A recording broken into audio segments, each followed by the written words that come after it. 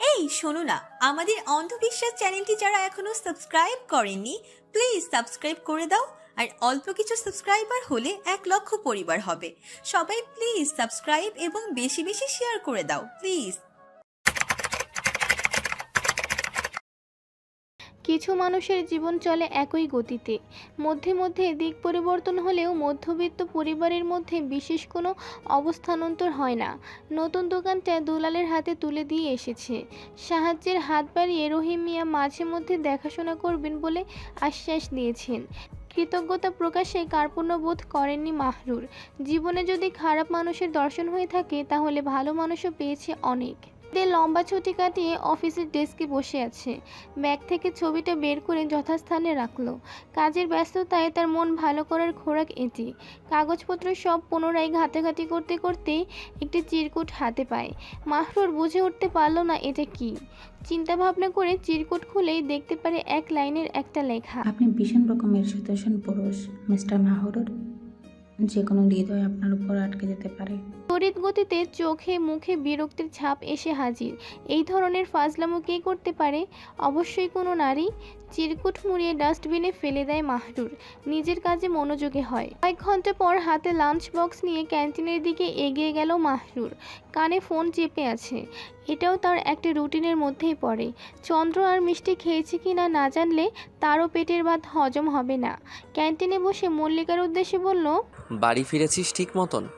হ্যাঁ, মিষ্টির class teacher বলল কি যেন একটা অভিভাবকদের মিটিং আছে বৃহস্পতিবার বিকেলে, আপনার থাকতে হবে। আচ্ছা ঠিক আছে থাকবো। খেয়েছিস তোরা?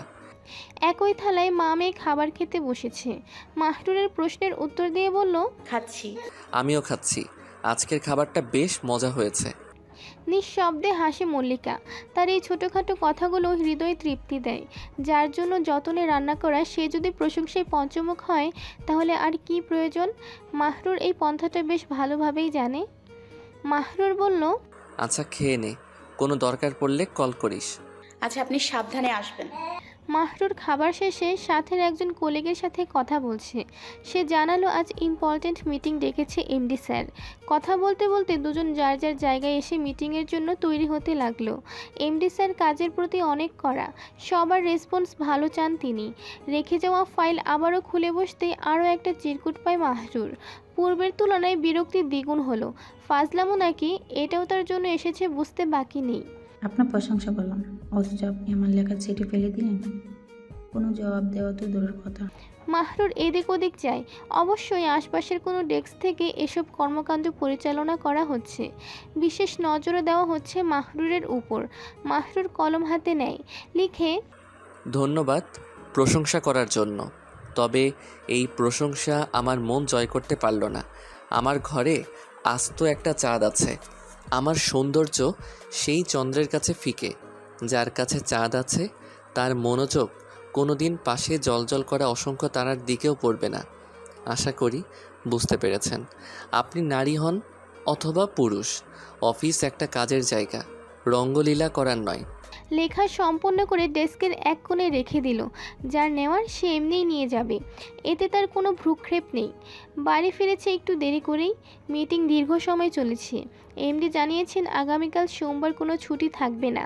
যেহেতু ঈদে লম্বা ছুটি গেছে, আসার পথে মিষ্টির জন্য কিছু না নিলে ওই বাচ্চাটাও আবার মুখ ফুলিয়ে রাখে। দোকান থেকে ফ্রুট কেক কিনে নিল। পরপর দুলালের কাছে এসেছে। মাহরুরকে দেখে দুলাল বলল, বেশি বেচাকেনা হয় নাই। আরে আজকে মাত্র প্রথম দিন, আর কিছুদিন যাক দেখি কি হয়। আচ্ছা ভাই। সন্ধ্যায় চা নাস্তা কিছু খেয়েছিস? দুলাল মলিন মুখে বলল, না ভাই, চাচি খাইতে রাখছিল, দোকান ফালায় কেমনে যাবো, এর মধ্যে নতুন নতুন অবহেলা করলে মুনাফা হইব না। দুলালের কাঁধে হাত রেখে মাহরুর বলল, দেখ, আমার এখানে কাজ করিস বলে নিজেকে বিলীন করে দিতে বলিনি। সময় মতো খাওয়া দাওয়া করবি। আর সবচেয়ে বড় কাজ হলো রহিম চাচা আর চাচি ডাকলে এক দৌড়ে যাবি দোকানের শাটার নামিয়ে। আচ্ছা ভাই আপনি। আচ্ছা তুই বস, আমি বাড়ি গিয়ে দেখি তোর ভাবি কি নাস্তা তৈরি করেছে, দুজনে একসাথে খাবো। মাত্র কাজ থেকে আইলেন, বিশ্রাম করবেন না ভাই? করব, তুই বস। লোহার দরজায় ঝাঁকুনির আওয়াজে মল্লিকা চাবি নিয়ে দৌড়ে যায়। মাহরুর এসেছে। দরজা খুলতেই ব্যাগটা মল্লিকার হাতে ধরিয়ে ঘরের দিকে অগ্রসর হলো।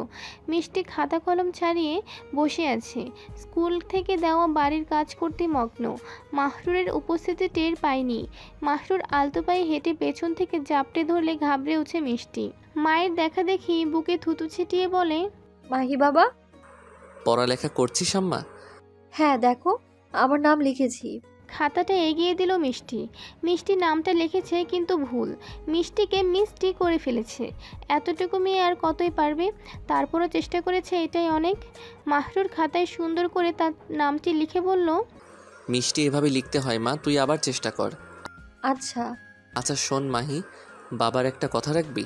মিষ্টি বাচ্চাময় গোলাকৃতির চক্ষু মাহরুরের দিকে দিয়ে বলল, কথা। ফ্রুট কেকটা মিষ্টির দিকে এগিয়ে দেয়। বলে, এই যে এসব খাবার, চিপস, চকলেট, কেক, এসব পচা খাবার তুই জেদ করিস বলে এনে নেই, কিন্তু এগুলো খেলে কি হয় জানিস? পচা খাবার শুনে কিছুটা ভীত হয় মিষ্টি। মাহরুরের দিকে ঘুরে বলল, কি হয় মাহি বাবা? এগুলো খেলে পেটে ইয়া বড় গাছ হয়। ভালো খাবার কি জানিস? ভাত, মাছ, মাংস, সবজি, এগুলো খেলে তুই তাড়াতাড়ি বড় হয়ে যাবি। আমার সবজি পছন্দ না মাহি বাবা, মা আমায় জোর করে খাওয়ায়। তোকে কানে কানে একটা কথা বলি, শোন। মাহরুর মিষ্টির কানের কাছে গিয়ে ফিসফিস করে বলল, মা যখন সবজি দিবে তখন টুক করে চোখ বন্ধ করে খেয়ে ফেলবি। আর যদি ভালো মেয়ের মতন প্রতিদিন খাবার খাস, আমি প্রতি সপ্তাহে শুক্রবার চিপস, চকলেট কিনে দিব, কেমন? মিষ্টি বাচ্চা সুরে বলে, প্রতিদিন দিবে না? না, শুধু সোমবার আর শুক্রবার, তাহলে আর পেটে গাছ হবে না। মিষ্টি মাথা দোলায়, বলে, আচ্ছা। প্রতিদিনের ন্যায় আজও একই কাজ মল্লিকার। মাহরুর হাত মুখ ধুতে ধুতে সে চা নাস্তা তৈরি করে। আজও তাই। মাহরুর হাত মুখ ধুয়ে ঘরের কাপড়ে ফিরে এসে বসলো। বলল, আমাকে চা দিস না এখন, নাস্তা কি তৈরি করেছিস? পুরি বানিয়েছি, আপনি খাবেন না কেন? দোকানে যাব, দুলাল আর আমার জন্য দিয়ে দে, সেখানেই খেয়ে নিব। মল্লিকার মুখ লটকে যায়।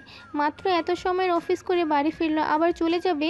মুখের ভাবভঙ্গি বজায় রেখে বলল, মাত্রই তো এলেন। নতুন কাজ বুঝিস না, একটু সাথে সাথে থাকতে হবে। তাছাড়া দুলালও নাস্তা করেনি, দিয়ে দে। দিচ্ছি। গরম গরম চা ফ্ল্যাক্সে আর বাটিতে করে পুরে দিয়ে মাহরুর মিষ্টিকেও সাথে নেয়। বেচারি সারাদিন ঘরে থাকে। এবারে আসার পর তার মাঠে খেলতে যাওয়াও হয় না। বাহিরের হাওয়া বাতাস দরকার। এক হাতে থলে আরেক দিকে মিষ্টি হাতে ধরে নিয়ে বেরিয়ে পড়ল। যাওয়ার পূর্বে মল্লিকার লটকে থাকা মুখ থেকে প্রশ্ন এসেছে, ফিরবেন কখন? বেশি না চন্দ্রমল্লিকা, মাত্র 1 ঘন্টা। মুখশ্রীতে সীমাতিক্রান্ত রেশাবেশ। আজ থেকে বুঝি এই নিয়মই চলবে। দিবার একটা লম্বা অংশ জুড়ে শুধু কাজ আর কাজ। সন্ধ্যা থেকে রাত অবধি মাহরুরের দীপ্ত মুখমণ্ডল দেখায় সিক্ত হয়ে পড়েছে। এখন আবার নতুন কাজ। কর্ম অবশ্যই প্রয়োজন, তবে স্ত্রীকে সময় দেওয়াও প্রয়োজন।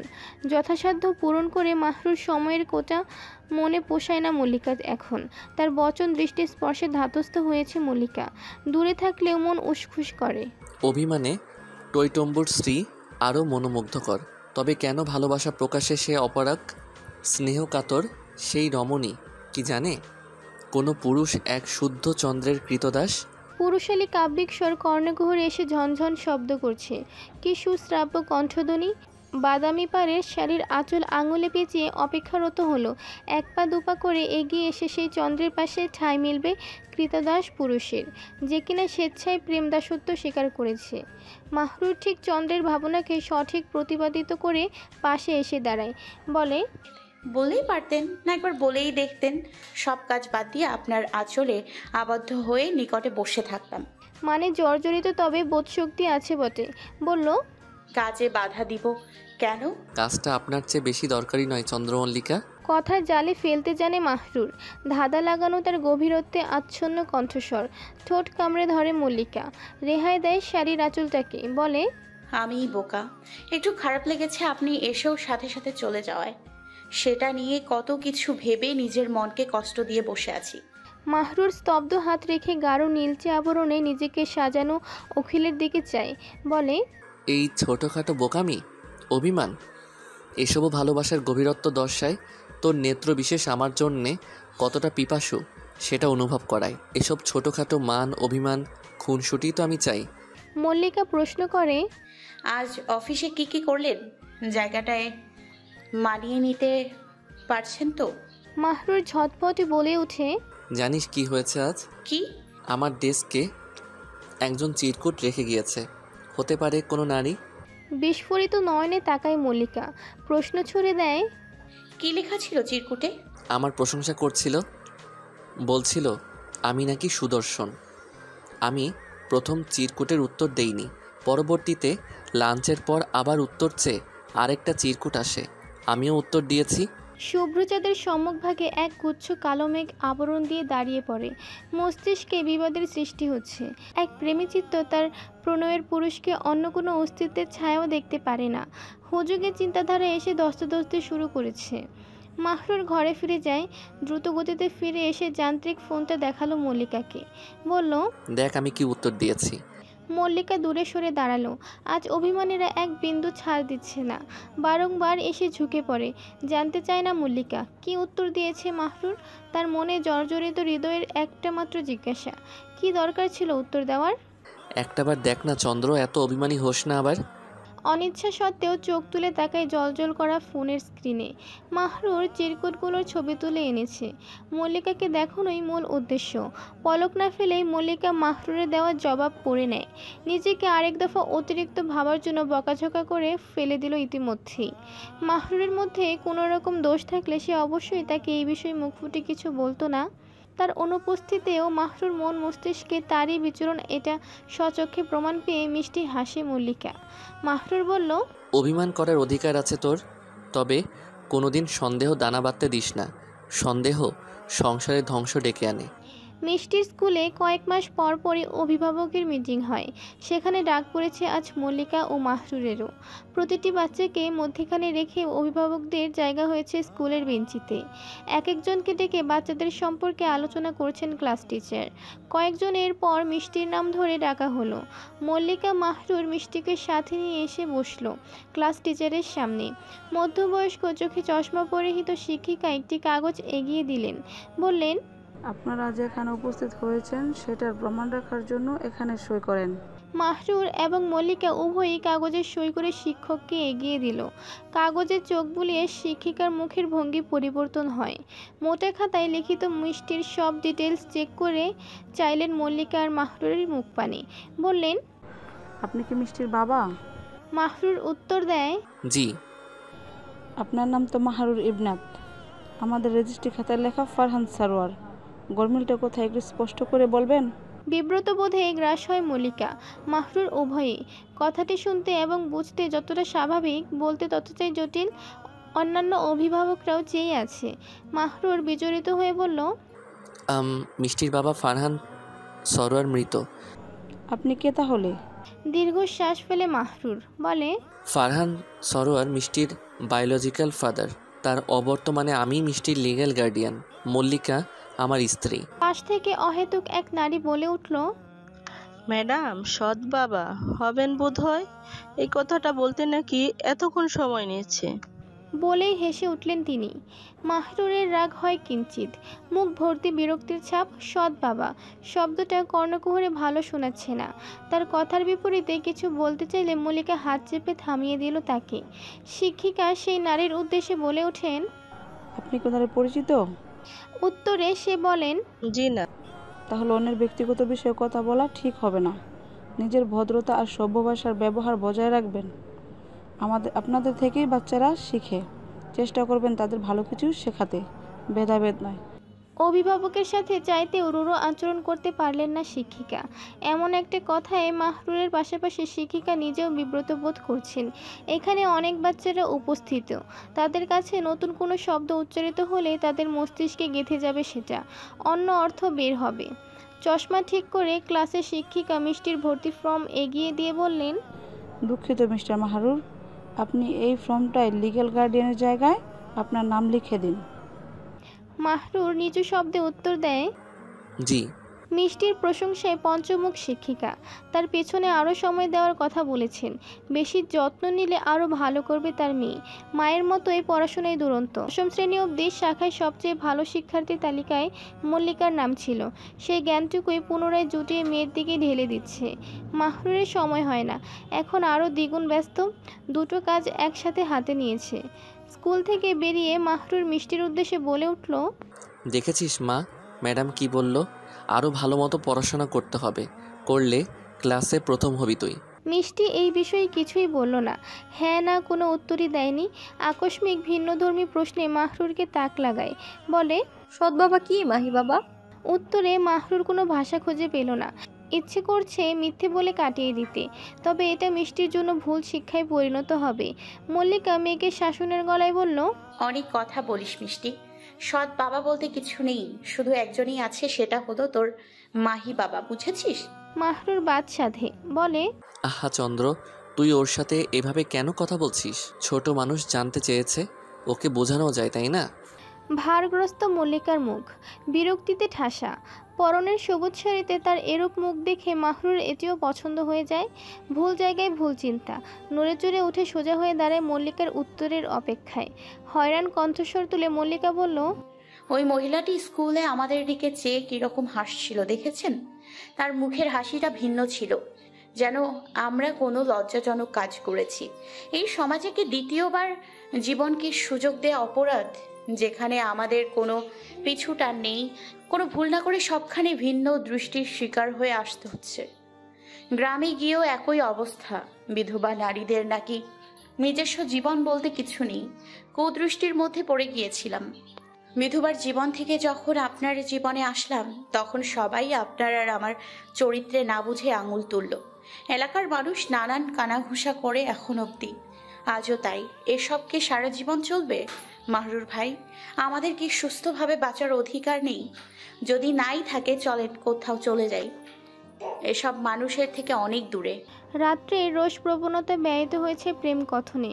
যত্নশীল কণ্ঠস্বরের ব্যাখ্যায় বলে, অরুচিপূর্ণ মানুষের ক্লেদপূর্ণ কথায় কর্ণপাত না করাই শ্রেয়। তারা হয় বিকৃতি মূর্তি, তাদের পেছনে নিজের ধারণা অপচয়, নির্বুদ্ধিতা।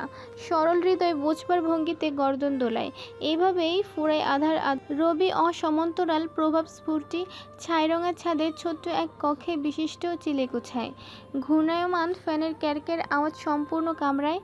রৌদ্রের প্রখরতা অত্যন্ত অল্প, গায়ে এসে মাখলেও বিশেষ কোনো টের নেই ঘুমন্ত দেহত্রয়ে। একে অন্যের সাথে মিশে স্বপ্নের ভিন্ন ভিন্ন রাজ্যে পরিগমনে ব্যাপৃত। অন্তরিক্ষ ভিন্ন রূপে সজ্জিত। নারাঙা রঙে নিজেকে সাজিয়েছে। গাঢ় কমলা রঙের মধ্যিতে আপন নীলপ রঙটা উকিঝুঁকি দিয়ে যাচ্ছে নভে। ভিন্নতায় পৌরশোভিত এই চিত্রাঙ্কনের মাঝে তন্দ্রা হালকা হয়ে দিনের আলোয় নিজের অস্তিত্ব টিকিয়ে রাখা চন্দ্রের রোশনি বরাবর মুখ পড়তে কুকড়ে উঠল মুখশ্রী। ভারী দেহ আড়মোড়া দিয়ে উঠতে বাধ্য হয়েছে। হাত মুখ ধুয়ে আটা মাখতে শুরু করলো। গরম গরম পরোটা ভেজে দিবে মাহরুরকে। অন্য চুলায় ঝুরু ডিম ভাজি করেছে। বাবার আগে মেয়ে উঠে হাজির। এক লাফে বিছানা থেকে নেমে এসেছে মায়ের সান্নিধ্যে। পা মুড়িয়ে বসে মায়ের কর্মকাণ্ড গভীরভাবে পর্যবেক্ষণ করতে লাগলো। তখনই আদেশ আসে, মিষ্টি, হাত মুখ ধুয়ে আয়। ঘুমো ঘুমো নাদান কণ্ঠ মায়ের উদ্দেশ্যে বলল, তুমিও আসো না মা। সেদিন শিখিয়েছি কিন্তু কিভাবে হাত মুখ ধুতে হয়। মিষ্টি চঞ্চু ফুলিয়ে আবদারজনিত গলায় বলল, তুমিও আসো। মিষ্টির এরূপ কণ্ঠে মুচকি হাসে মল্লিকা। না, এতটুকু বাচ্চাকে শেখানো যায়, তবে এটা আশা করা ভুল শেখানোর সাথে সাথে ওই যে কার্যে আমল করবে। বয়সে অত্যন্ত ছোট, বেশি ভার তার উপর না চাপিয়ে উঠে গেল মল্লিকাও। গুনগুন করতে করতে মেয়ের হাত মুখ ধুয়ে দিচ্ছে। আকস্মিক ঘর হতে মাহরুরের ফোনের আওয়াজ ভেসে আসে। মল্লিকা দূর হতে শব্দ পেয়েছে, অথচ কাছে থেকে মাহরুরের ইয়াত্তা নেই। মাহরুরের বাহু ঝাঁকিয়ে বলল, আপনার ফোন বাজছে। পাত্তা দিল না মাহরুর। হাত তুলে বলল, পরে ঘুম থেকে উঠবে না সে। ভাবসাবে ঠিকই বোঝা যাচ্ছে। মল্লিকা আবার বলল, দেখেন না কে, দরকারি হতে পারে। তুই ধরে দেখ। আধো আধো কণ্ঠে উত্তর এলো মাহরুর। মল্লিকা ফোন তুলে কানে রেখে বলল, আসসালামু আলাইকুম। অন্য পাশ থেকে এক নারীর গলার আওয়াজ ভেসে এলো। বলল, মাহরুম কোথায়? উনি ঘুমাচ্ছে। আপনি কে? এটি সম্পূর্ণ এড়িয়ে গিয়ে বলল, সে উঠলে আমাকে কল করতে বলবেন, ইটস আর্জেন্ট। কিন্তু আপনার পরিচয়টা? মুখের ওপর খট করে ফোন কেটে দিল মেয়েটি। ভারী অদ্ভুত কথাবার্তার ভঙ্গিতে মনে হলো সে বিরক্ত মল্লিকার কণ্ঠে। ঝাঁঝালো সুর, আদেশের ভঙ্গিতে বলল সবটা। সন্দিহান মল্লিকা মূর্তি হয়ে দাঁড়িয়ে আছে। মিষ্টি এসে মল্লিকার গায়ে ধাক্কা দিল, বলল, ও মা। ধ্যান ফিরতেই মল্লিকা এলোমেলো দৃষ্টি ফেলে বলে, হ্যাঁ আয়, নাস্তা করবি? না মা, মাহি বাবার সাথে খাবো। মল্লিকা এক পলক দৃষ্টি ফেলে মাহরুরের দিকে।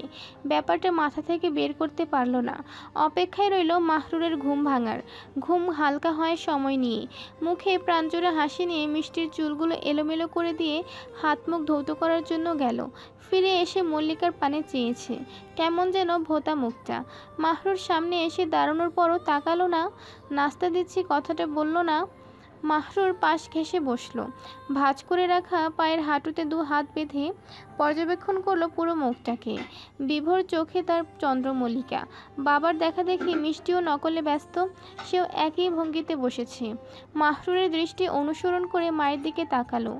মিনিট খানেক পর মল্লিকার ধ্যান ভাঙে। অনুভব হলো দুই জোড়া চোখ থেকে ড্যাব ড্যাব করে দেখছে। তাদের এমন চাহনির সাথে চাহনি মিলল। ফিক করে হেসে ফেলল, বলল, এভাবে কি দেখছেন? মাহরুর উত্তর দেয়, তোকে। মিষ্টিও একই কথা বলে উঠল, তোকে। মাহরুর দ্রুত মিষ্টির দিকে চেয়ে বলল, না, মাকে কেউ তুই করে বলে? তুমি তো বলো মাহি বাবা।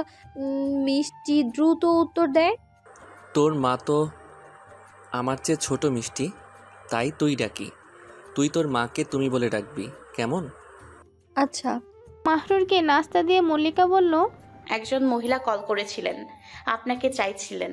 অবধ মাহরুর জানতে চাইল, মহিলা? আমাকে কোন মহিলা কল করবে? পরিচয় চাসনি? হ্যাঁ জানতে চেয়েছি, উনি বলেনি। ওনার কথা শুনে মনে হলো উনি বিরক্ত প্রচুর। আপনি উঠলে যেন তাকে কল করেন সেটাও বলেছে। মাহরুর অবিদিত। কে কল করেছে, কেন করেছে সে নিজেও জানে না।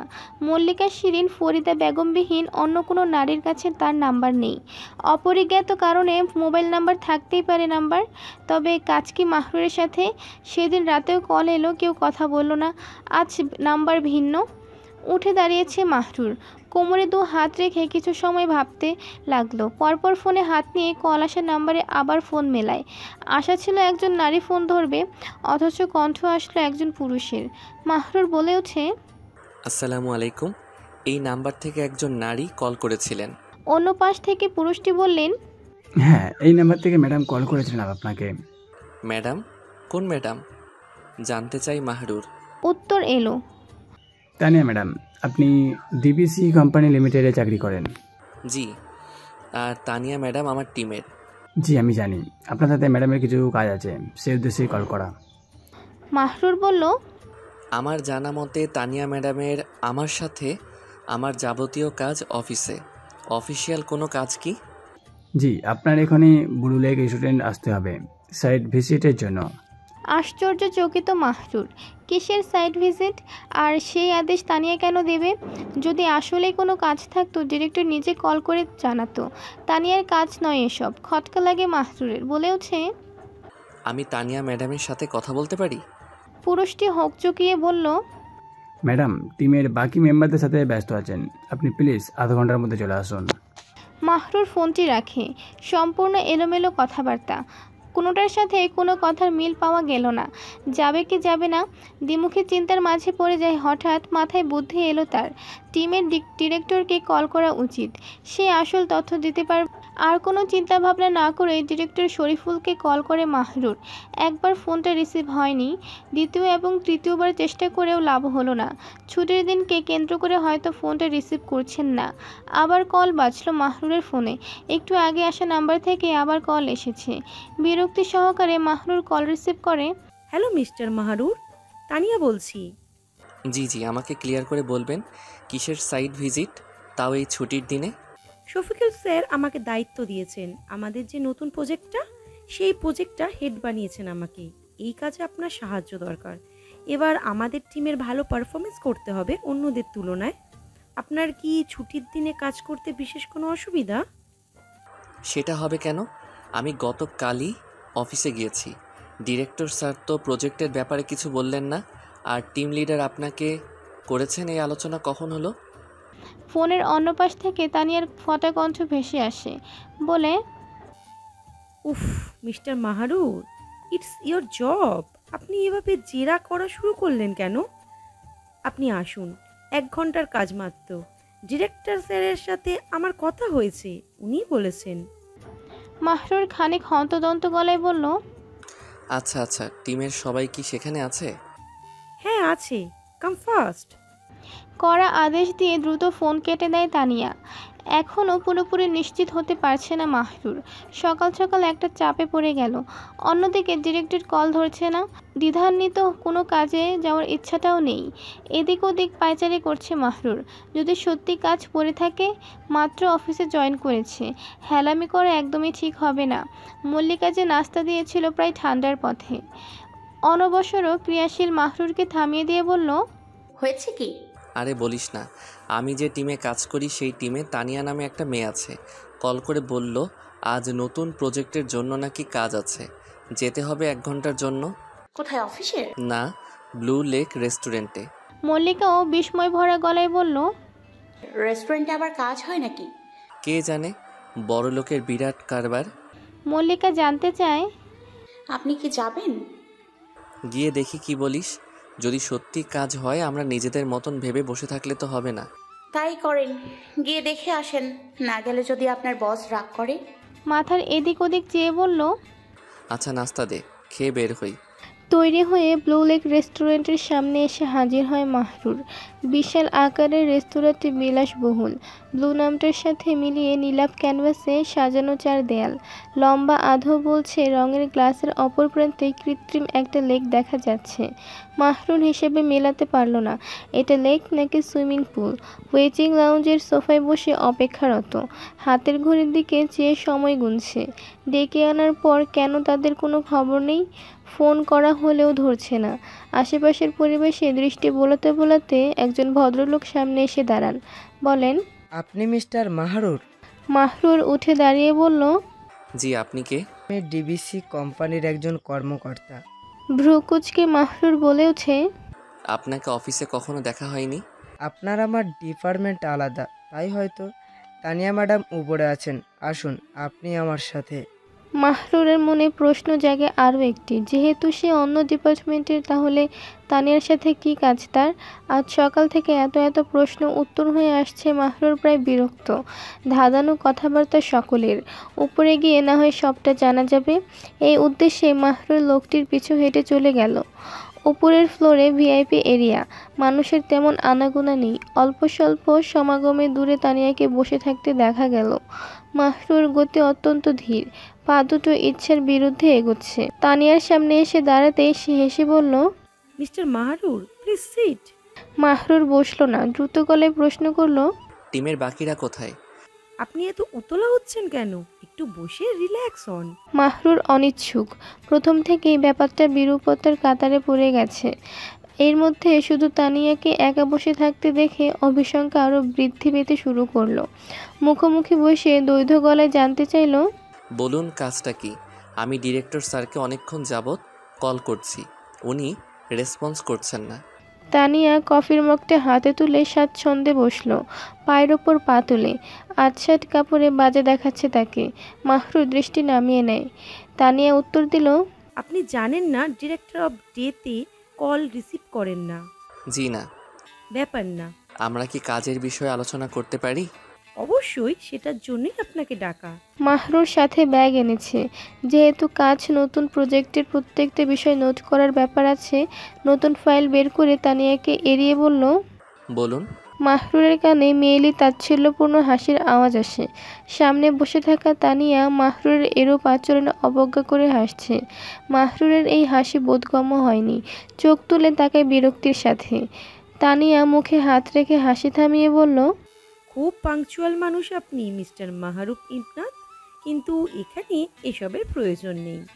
মাহরুর কণ্ঠে সামান্য রুষ্টতা টেনে বলতে লাগলো, আমাকে এখানে ডাকলেন, বললেন টিমের সকলে আছে, কাজ করতে হবে, অথচ আপনি এখানে একা। আমি অনেক সময় যাবৎ এখানে, কোনো কাজের কথা আমি এখানে হতে দেখছি না। আপনি বারবার প্রহেলিকায় ফেলছেন। মাহরুরের কথায় তেমন কোনো প্রতিমূর্তির পরিবর্তন দেখা গেল না তানিয়ার। উল্টো নিজের ভঙ্গিমা বজায় রেখে বলল, অনেক ধাঁধায় ফেলেছি আপনাকে, তাই না? Let me break it. আপনাকে আমি এখানে কিছু বিষয় আলোচনা করতে রেখেছি, যা বলবো সরাসরি বলবো। জিজ্ঞাসু দৃষ্টিতে মাহরুর বলল, জি, কি বিষয়?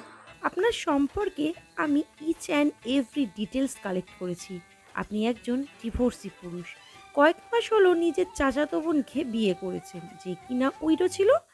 আর আপনি যার বাবা বলে নিজেকে দাবি করেন, সে আপনার মেয়ে নয়, আপনার সেকেন্ড ওয়াইফের আগের ঘরের বাচ্চা। কপাল মাত্রাতিরিক্ত কপালে ভাঁজ ফেলে বলল, হ্যাঁ তো। আপনাকে সেই দিন অফিসে কেউ একজন চিরকুট দিয়েছিল, মনে আছে? এবার বাঁকা হাসে মাহরুর, বলে, আমি আগেই আন্দাজ করেছিলাম এটা কোনো না কোনোভাবে আপনার কাজ। আপনার দৃষ্টি আমার জন্য মোটেও ভালো ঠেকছিল না। বিন্দু মাত্র পরিবর্তন আসেনি তানিয়ার মুখে। গাঁট খুলেছে ধীরে ধীরে। তানিয়া প্রতি উত্তরে বলল, আপনি খুবই অ্যাটিটিউডের সাথে চিরকুটের উত্তর দিয়েছিলেন, যেটা আমার পছন্দ হয়নি। কি আপনার চাঁদ, আপনার স্ত্রী? সোফার হাতুলে নিজের হাত এলিয়ে মাহরুর তানিয়ার ভঙ্গিতেই তাকে উত্তর দিল, অবশ্যই আমার স্ত্রী। কেন, আপনি আশা করেছিলেন আপনি? আমাকে কি চাঁদের থেকে কোনো অংশে কম মনে হয়? তাচ্ছিল্যপূর্ণ হাসিটা তানিয়ার মুখ থেকে মাহরুরের মুখে আসলো। নিজের প্রশংসা করছে এমনও মানুষ আছে পৃথিবীতে। মাহরুর বলল, না, আপনাকে আমার চোখে চাঁদের কোনো অংশই মনে হয় না। তবে হ্যাঁ, হতে পারেন আপনি চাঁদ, তারা, গ্রহ, উপগ্রহ, নক্ষত্র, সেটা অন্যের চোখে। আপনার ক্ষেত্রে আমি বলবো আমার চোখ নষ্ট। আমি আমার চন্দ্র ছাড়া আর কাউকে চোখে দেখতে পাই না। মুখ শক্ত করে তানিয়া বলল, চোখের ডাক্তার দেখানো উচিত আপনার। আমার চোখের চিকিৎসা করতে পারবে এমন কেউ জন্ম নেয়নি। আপনি বরং নিজের দৃষ্টি বিশুদ্ধ করুন। অজান্তেই আপনার চোখ অন্যের প্রেমিক, অন্যের স্বামী আর অন্যের বাবার উপরে যাচ্ছে। আপনি অপমান করছেন আমায়। মাহরুর উঠে দাঁড়ালো, বলল, যে যেটার যোগ্য আমার বোঝা হয়ে গেছে। আমাকে এখানে কেন ডেকেছেন? আসি, আমার কাজ বোধহয় শেষ। যাওয়ার জন্য পা বাড়ালে তানিয়া হাত টেনে ধরে মাহরুরের। এরূপ সাহসিকতায় রেগে ওঠে মাহরুর। ফিরে তাকালো তৎক্ষণাৎ, অগ্নিদৃষ্টি ছুঁড়ে তানিয়ার দিকে। ফোঁস করতে বলল, লজ্জা করা উচিত আপনার। পরপুরুষকে হাত লাগান কোন সাহসে? রূপ না গুণের জালে ফেলার চেষ্টা করুন, তবে আমাকে আপনার রূপ গুণ কোনোটাই বশ করতে পারবে না। সরি। সদর্পে চলতে লাগলো মাহরুর। পিছনে হতভম্ব দাঁড়ানো তানিয়াকে দেখার বিন্দু ইচ্ছে নেই। কত বড় নির্লজ্জ! কাজের বাহানায় রেস্টুরেন্টে ডেকে প্রেমালাপ করার চেষ্টা করছিল। অনবরত কল করতে লাগলো ডিরেক্টরকে। এক প্রকার বিরক্ত হয়ে কল রিসিভ করেছে ডিরেক্টর শরীফুল। কোনো রিস্ক নেওয়া যাবে না, সবটা জানাই তাকে। ভাগ্য সাথ দিল। মাহরুরের ফোন অটোকল রেকর্ড অন ছিল। সাথে অতিরিক্ত সতর্কতা দেখিয়ে অফিসের সিসিটিভি চেক করার জন্য অনুরোধ করলো মাহরুর। তাহলেই সেই চিরকুটের মালিককে সচক্ষে দেখতে পারবে ডিরেক্টর।